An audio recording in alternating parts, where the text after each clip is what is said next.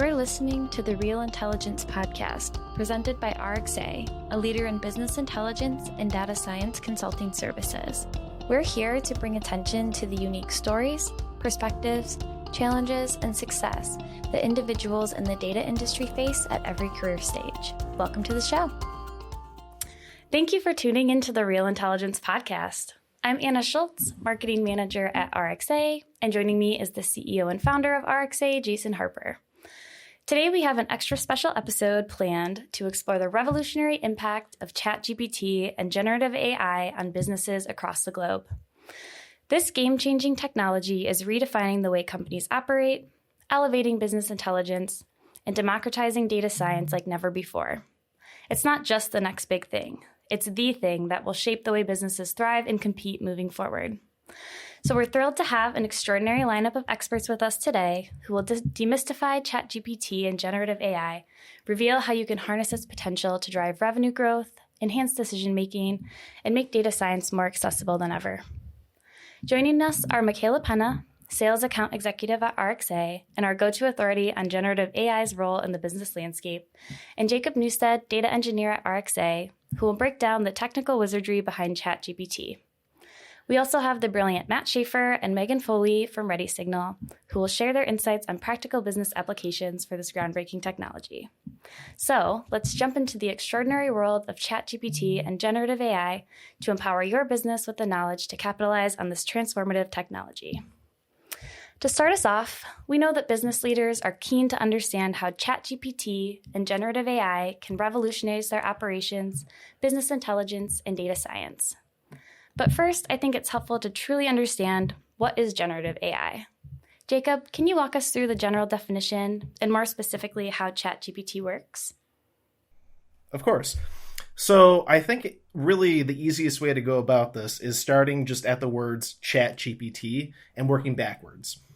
GPT, we can start with that, stands for Generative Pre-trained Transformer.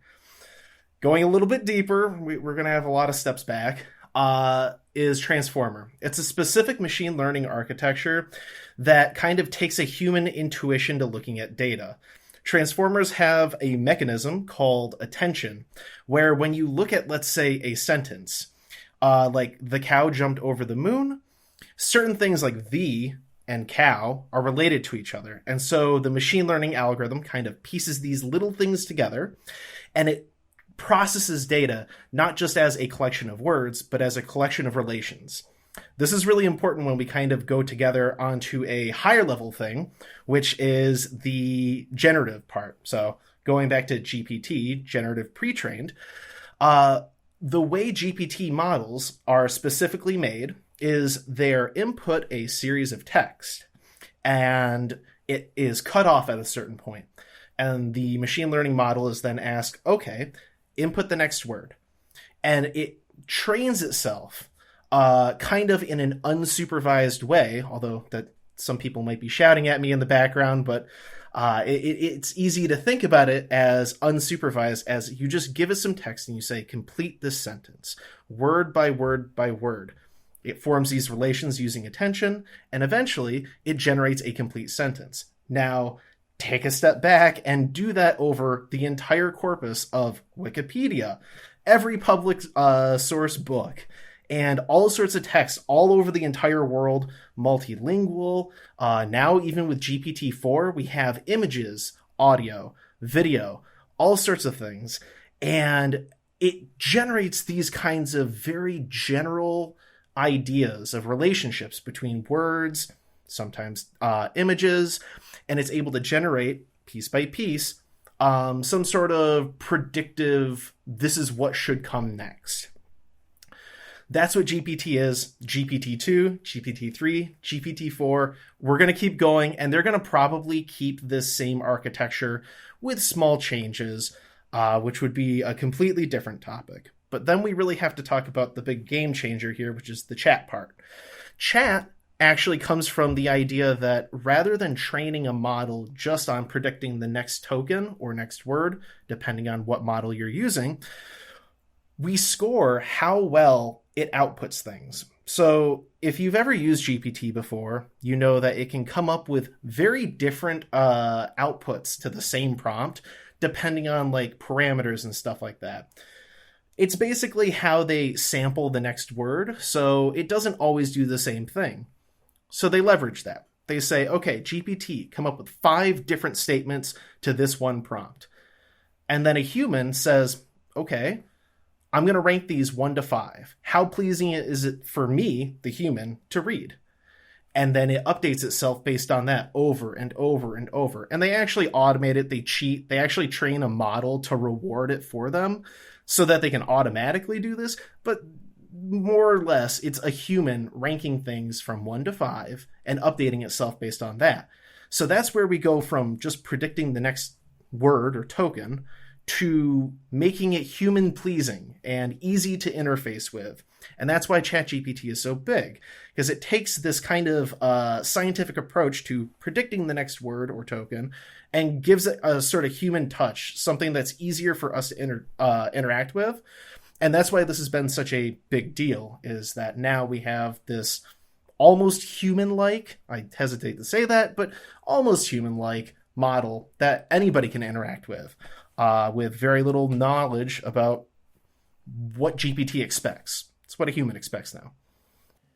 I think one of the things you said in there too that is just, I don't know, like the secret sauce, I guess, is that there's a human in the loop in this process. That human ranking, I know there's some nuance to how that's actually occurring, but it's that human ranking where it's still utilizing this human in the loop for training that has completely made this game changing, right? So when you're using it, it does have that feeling of like, this is, a person. I thank it. I feel compelled to say, oh, great, thank you. And like give it praise and like work with it in this like positive like environment. And it rewards me back with also like praise, like, oh, that's great. Yeah, great idea. Oh, this would be really fun to work on. Good luck with your project. Like It's really interesting, like those little nuances to that really make it feel like I'm working with someone. Yeah. I mean, maybe that's creepy and is bad, but I do feel like I'm working with someone when I'm in there playing with this tool. Yeah, and that's like one of the big breakthroughs. There's a couple of like big kind of obstacles we have to go through, but just interacting with these models. I mean, it's anybody. Like I'm the nerdy dude that kind of is like, oh, hey, number is cool. But everybody else is interacting with these models. So it's very huge that people get this kind of feedback. It makes a big difference. Absolutely. Thank you, Jacob, for walking us through that. Now that we have this general understanding of the program, I think it's important that we pivot and discuss how businesses can actually apply ChatGPT today. So a question for the larger group, maybe Michaela, Matt, and Megan. Can you walk us through how you've seen ChatGPT be used to optimize business operations? I'll go first.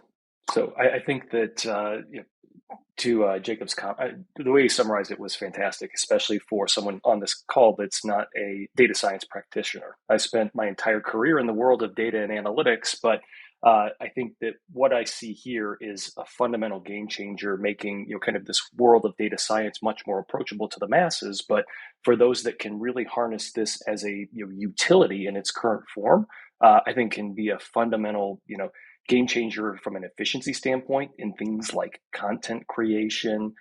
It's things as simple as LinkedIn posts, blogs, email prospecting.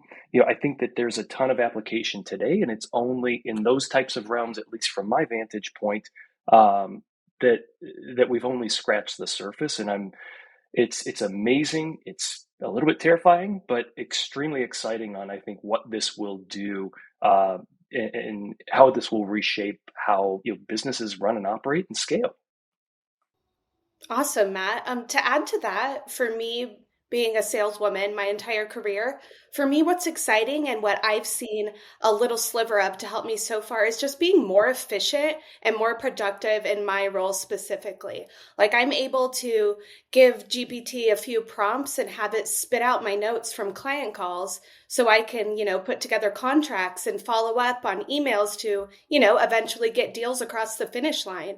And for me, spending less time on what I like to call my admin tasks in my role, and more time building deep connections with clients is a game changer. And I'm just excited for the future to see where this could go from there. Yeah, I totally agree with you, Michaela. I totally feel that every single day. And it's really cool being in a small company that your little team can do the work of like 6 to 10 people now. And it's not even just small companies that are like really seeing the effects. It's anybody from like the big like Whole Foods and Amazon are also seeing these machine learning algorithms really just take their processes and run with it. There's so many cool new outputs that really run on chat. And it's really cool to see how they're working their way into your everyday sales processes. Anything from like a co-pilot that's running on like the Microsoft suite and just helping you with LinkedIn prospecting to really just writing LinkedIn posts, doing marketing, anything from the visual aspect to the copy itself. And it's really just making it a lot easier for the little guys to compete too. Absolutely, Megan. Totally agree. I wonder, so on that note, like, so obviously Microsoft's made a big investment into OpenAI in particular, and Microsoft is incorporating it into GitHub and their tools, but I hadn't really pieced it together that they're also owned by they also own LinkedIn, right? So like, Yeah. are we seeing that level of integration occurring yet within LinkedIn? Like can you talk about that? I don't know that I've actually seen that yet. Yeah. So I would say that there is probably about like 6 or 7 tools that are trying to be the next big thing. And really what it comes down to is they're still playing around, still trying to figure out who like the best one is and who's going to get that Microsoft kind of tie-in. But what it comes down to is all these tools are scraping somebody's page, figuring out what they say their sales are, their skills, all these different things, scraping it, putting together a blurb, and you can explain what your company does and then what's like your main key product takeaways, and it will scrape their page and see how you match up to make a tailored message to them for you. And to add to that, Megan, that's something, that I feel like is a huge game changer, because spending time tailoring a small social media like LinkedIn message for each persona you're talking to is incredibly time consuming. And I used to, spend 3-4 hours of a block in my day to do this. And now I could do this in 30 minutes, which is amazing. And then get back to the work that's meaningful and at the end of the day produces revenue. So I love it. That's fantastic. I love it too, from that perspective for sure. I would say when in thinking about the comment about creating the posts and that, like I just started using Microsoft Designer, which I think runs on DALL-E. And I don't know what y'all's experience have been with that, but I started playing with it this weekend and found it to be, I think the technical term is rubbish. Like I didn't find a lot of success in its ability to actually create something I could use. It was entertaining and like I enjoyed the results from like made me giggle, but I didn't find anything from the image perspective that was actually useful. Curious if you guys have different experiences with that. Yeah. Not as advertised. Not as advertised, I think is what the way that I would sum it up. I think that there could be a ton of really interesting application for it in future versions of this. But I would agree, not as advertised, underwhelming a little bit. Yeah, and to kind of add to Matt's point, I've even expanded outside of the Microsoft Designer to other like platforms. So like Canva has their own called Canva Magic. And it seems like this really cool feature that's like, oh, wow, it's going to replace Adobe, Photoshop, all this sort of stuff. And even Adobe has their own with Firefly. And really, they are on definitely like the beginning cusp. That I feel like if chat didn't get released when it got released, they would have been a couple years out from it.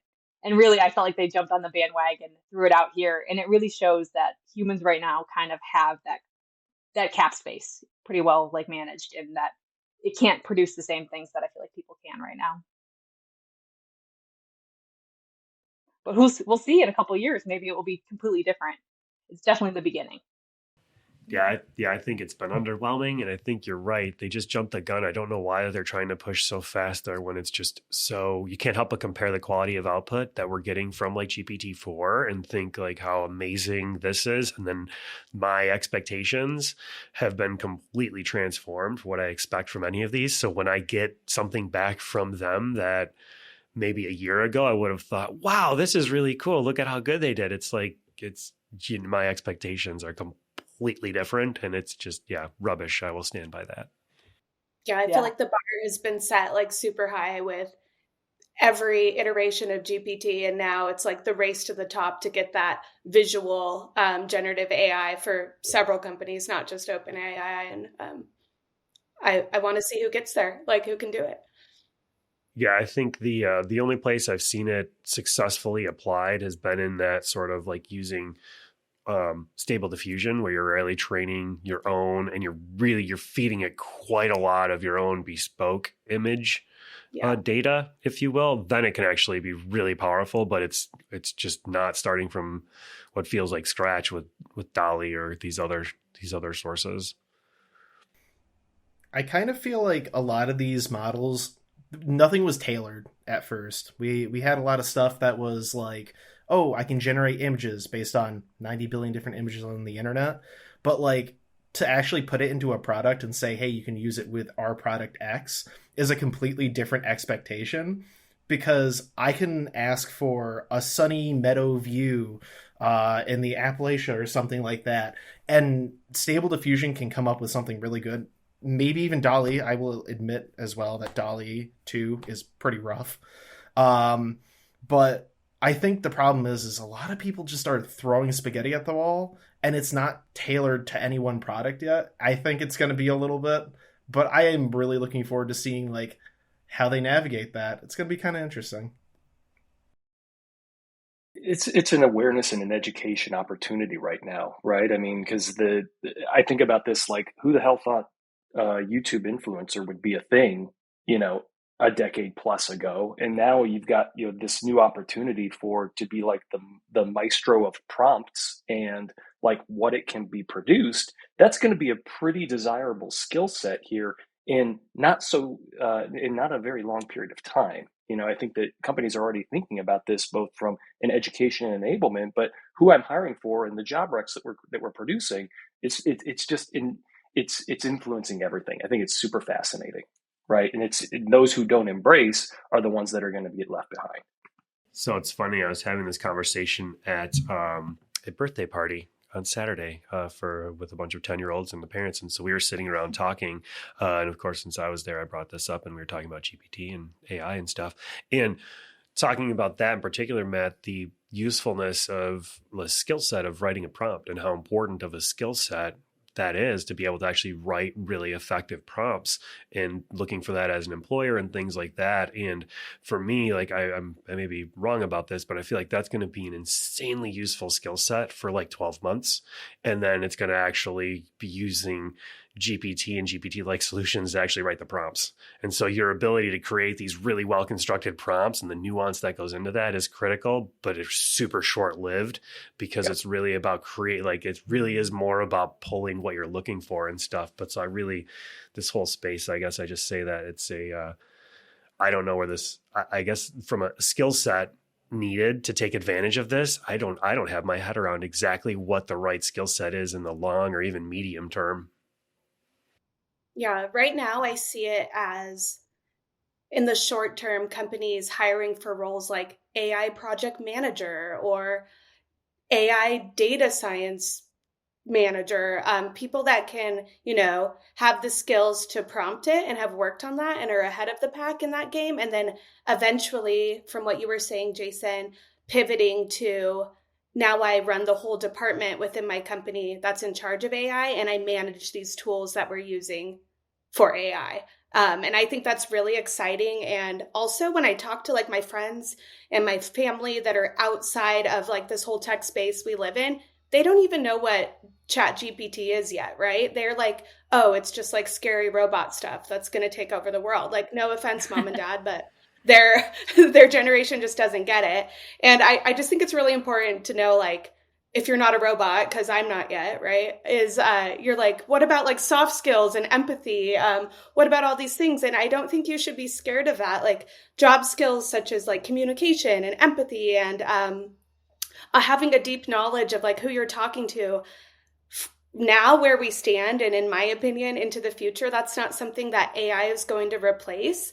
But if you have the hard skills, right, of understanding AI and understanding how to prompt it, or even how it works, like not Jason, delete that, Anna. Like Jacob explained at the beginning of this call, I think there'll be huge skills in the job market. And I know everyone in this call that I'm on with today, like we're excited that we're into it and we're talking about it. And I think when the greater public, finally embraces AI in general, whether that be Dolly or ChatGPT, I think we'll be ahead of the game. We'll be ahead of the curve, knowing about something and being excited about it and teaching yourself knowledge before the general public goes wild, makes me really happy and excited for where I'm at. I think that's a good point. I sometimes forget too. I forget that people don't know what this is. Like, and I'm reminded that every now and again, like at this birthday party, I was like, "Oh, you've never seen," I'm trying to describe it as though everyone knows. Like, you haven't seen this? So I'm like, "Oh," I pull up my phone. I'm showing them for the first time this thing that I'm like, yeah, I don't know. I thought everybody used this. I'm confused by this conversation. Give me a moment to reset my brain back to reality, because not everybody is using this, all day, every day. And it is. And I think too, it's imperfect and there's lots of issues with it. So it makes sense that most people haven't fully adopted this, because it's wrong a lot. And you have to be willing to deal with this thing that's, it sounds like it's super smart and super right and you can trust it for everything, but it's not. It's still so early. I sometimes forget that. Exactly. And I don't think we'll see full public use of this until it is trained to be more accurate, right? Mm-hmm. I feel like the biggest conversation at kids' birthday parties with it is about cheating, probably, right, Jason? That does come up. That does certainly come up. Yeah, no, I mean, we're seeing that, I guess, in especially at the college level, being able to everyone seems to be using it to write everything. So I don't know how college is really going to react to this. I feel like it is sort of this is a lean in opportunity to figure out how to incorporate this into everybody's, educational experience versus, I'm already seeing places trying to put the guardrails up to combat and fight the use of this technology and whatever. But I feel like that's a fool's errand. But yes, I can talk about that separately. Just the willingness to learn and the adaptability, really. I feel like that's the soft skills needed, to really take on this challenge. Right. Yeah. And I think there's so many different businesses that can be made out of this, whether it's a business that detects if someone wrote a paper or took a test with AI help, or hospitals using AI to make better informed decisions to go the way of human error. There's so many things that get my wheels spinning that I'm like, oh my gosh, so many new businesses, not even just in tech, are going to come out of this era, I feel like. Well, I think, Michaela, too, as you're talking about that, one of the implications of this, I was talking to a friend of mine last week sort of about some of the implications of some of the visual and audio components of this and its ability to kind of fake things in real time. I think a corollary to some of the results of this, too, will be sort of I don't know what the opposite of scaling is. Descaling, I think, is the wrong word, but bringing things back where you're not able to do. We're going to rely more on being in person and being in real life with people and being able to it's going to place more value on being in person and talking to people or going to the park or doing these sort of things, having conversations that, because the amount of, curated automated video content where you're talking to things or interacting with things that aren't necessarily actual human on the other side, it's going to make phone calls feel less real. Right. So and sort of I've seen and felt that we've changed from having phone calls feeling very real to then having really video calls now is really my normal default state for a lot of conversations that I'm having and that sort of the thing. And I think there's going to be another change where it's I just want to be in person and actually see you and be around you and in your space. And I think same thing with colleges and testings and things like that. It's going to reduce our ability to scale and do these big, broad things and actually focus on more interpersonal reactions or relationships with teachers, with peers and things like that, which I think that I feel it may slow some things down, but be a true net benefit to how people interact with one another. Oh my gosh, wouldn't that be an amazing byproduct of this moment in time? I mean, many of us have young kids. We talk about screen time all the time in my house, and the video games, and it's to an unhealthy level. And I mean, that's an interesting perspective of the future, that this actually drives both innovation and more human connection than anything else. My chips are on that one, Jason. Yeah. Yeah. absolutely. Wouldn't that be a good outcome of all of this? And it's funny, I think a lot of people think it's, the opposite. It's driving us all towards this AI, towards this more technology, but maybe it will have the opposite effect. So we've gotten a lot into the aspects of ChatGPT helping with business operations, maybe image generation, content creation, things like that. One of the other areas I know we've all seen great potential for generative AI is in enhancing business intelligence and data-driven decision-making. So can we kind of steer the conversation and talk about how ChatGPT or generative AI in general can help in generating actionable insights from data?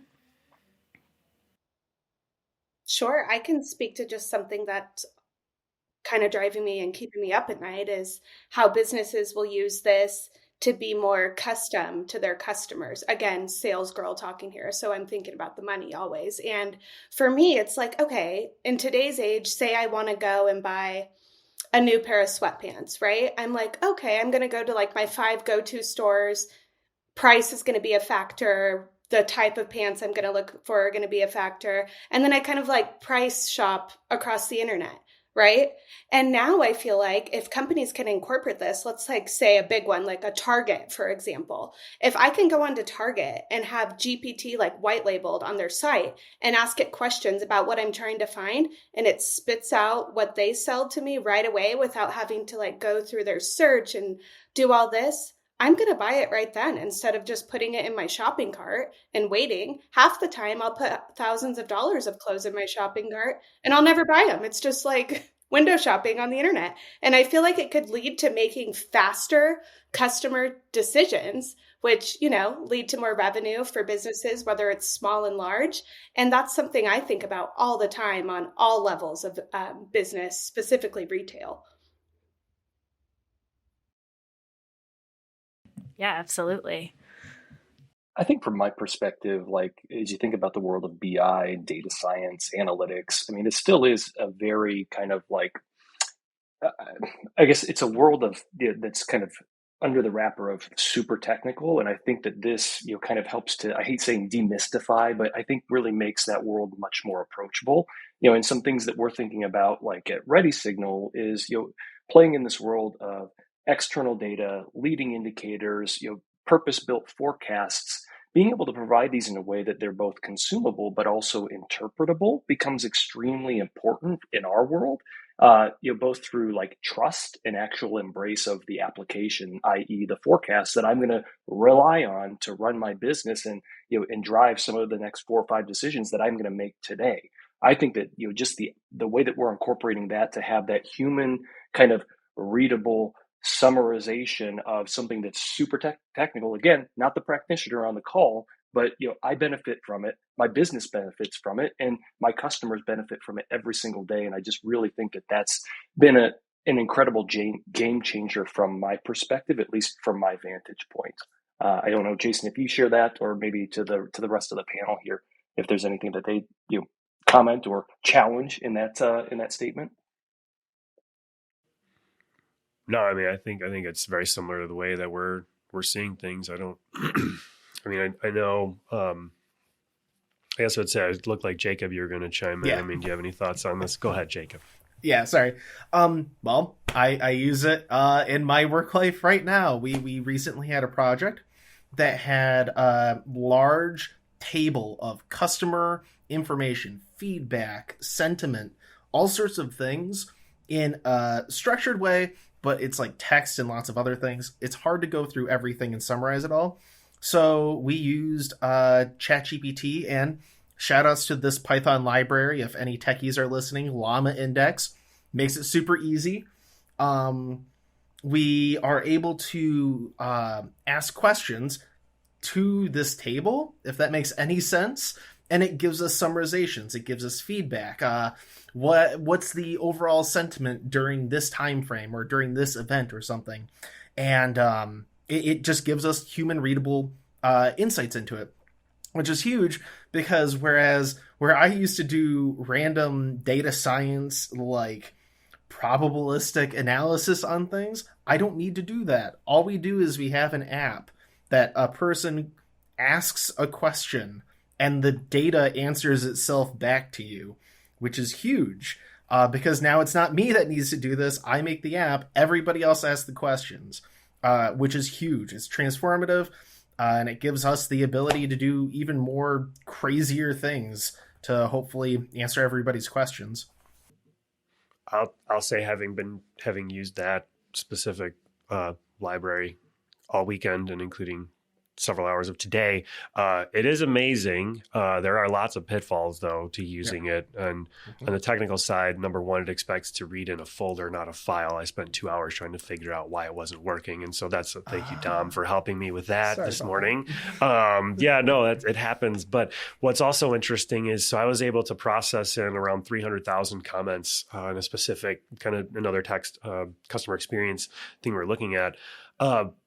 But what's interesting is it doesn't work on the first try, right? And so learning, like even training and training samples and that. So like this is not magic. Like it might sound and put a magic wrapper around it, but like getting actual insights out of data still requires a lot of thinking and time. It's not as simple as just throwing a data set over the wall and then coming back with this magical thing that you can ask questions of it. It requires really intelligent and intentional organization of the data, looking at it, reacting and responding to it, and changing it, right? And so incorporating, we've had to make, several iterations of changes to this.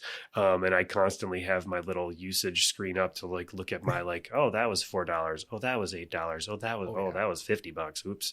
Like just watching like the training of these things, it's very, it's interesting. It's very complicated. So I'd say like just that's what the vision of what you're doing there and what, what we're trying to do. And some of the stuff is like, it's going to be magic. It's going to look like magic to the end user, but like to get there, there's a lot of smoke and mirrors and putting things in place to actually make this thing happen. It's actually interesting. So speaking to that, and specifically Llama Index, since unfortunately I'm sorry you struggled with that one. Literally, the thing about that is it creates your prompts, your questions, and everything is not just going to be tailored to GPT anymore. It's actually tailored to your data set, because I don't know if you, I don't want to get too jargony. If you tried the vector store Python kind of class, basically it takes your data and it creates, it creates kind of themes and ideas around it, and it stores them in these kind of like semantic ways. So even just asking questions of your data, one data set is not going to have the same kind of semantic relationships between every single row as the next one. So you're not just fighting against GPT and prompting anymore. It's really going to be an art of, and like you said, there's tons of tuning. It's lots of different things that are just going to, it's not magic. Well, we hope to make it look like magic. Right, but it isn't. Well, I think that's the goal, right? Yeah. It should feel that way to the users. I would add too to that. One thing I've felt myself, like, so I was a coder at one point in my life. I think I can claim that. There's some people who would take massive exception to that. If Larry's listening, Larry's like, you're not a coder, Jason. That's okay. Larry with one R, by the way. But so at any rate, I think for me, like it's empowered me to go write code again. And like, I'm spending a ton of time like writing Python. And so the thing is, but that's the thing, right? I'm not a coder, I admit it. And so like I run into these little issues that even ChatGPT can't diagnose because it doesn't know the issue. And I spent hours on this thing. And this morning meeting with an actual coder, showing him my code, he's like, oh yeah, that should be a directory, not a file, like within seconds. And I was like, oh, got it. Okay, thank you. But so I think like there is sort of like this like fun exploratory stuff where there's going to be a lot of skinning of the knees. And I think that we're at a phase now where it's just not, it's super approachable and easy to access, but to actually get the true results out of it, it's still really hard. Like it's really, really hard and requires like actual skills that are developed in people over a long period of time. Thank you all for those answers on that. I think it'll be really interesting to see how that all develops. And at RxA, that's our bread and butter, right? So that's kind of what we're working on figuring out. One final question for everybody to kind of take things in a different direction. As these types of generative AI become more integrated into the business world, the skills required for professionals are evolving, as we touched on earlier. Do any of you guys have any additional thoughts or elaborations on the importance of candidates who can effectively utilize AI tools, maybe how it'll impact the future of the job market? Additionally, maybe how companies can work to upskill their current employees to leverage these technologies more effectively? Yeah, I guess I can start. So I feel like to kind of say like the fear of automated work is not something that's novel. It's been around since the 1800s, believe it or not. And there's a really interesting passage that I was reading from like a BYU professor who pretty much said that this is not a new idea and that every single year we kind of come out with a new thing that this is going to replace the work. Like we're not going to work anymore. But really, when you look past at it, it just really made everyone more efficient. And like we're talking about data, so I might as well bring a data source into this. So the World Economic Forum said that there was 85 million jobs that are going to be replaced by AI one day. But if you look at that same statistic, they say that 97 million are going to be created. So work really doesn't get replaced. It's just the work that isn't efficient, that people don't want to do.